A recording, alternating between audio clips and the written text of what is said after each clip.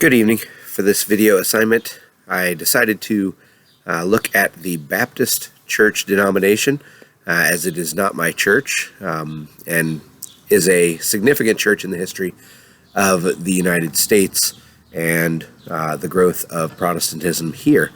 The First Baptist congregation was founded in 1638 in what is now Providence, Rhode Island by Roger Williams. Baptists were a separatist group that had formed to distinguish themselves from the Anglican Church. One of the key beliefs was that members must complete their conversion through the action of immersion baptism.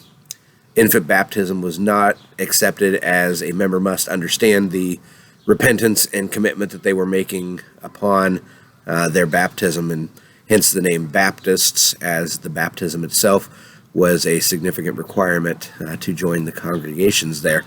Congregations soon began to appear in Boston, South Carolina, Virginia, and eventually throughout all of the colonies.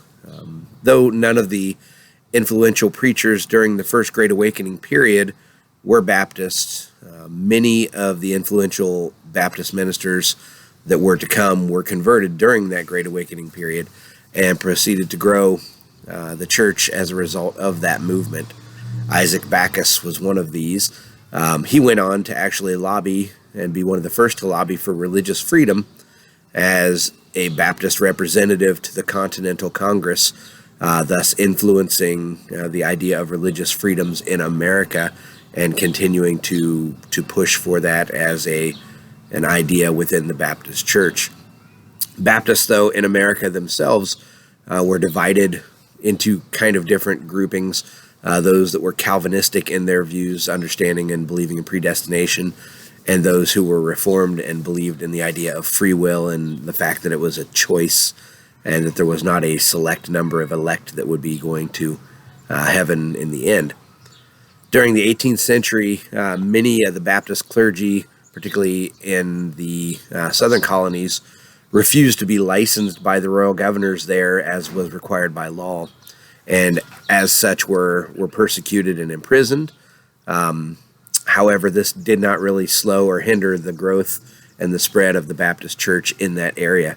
Baptists played a significant role in the attempt to convert the native population through the 1700s and the 1800s in America.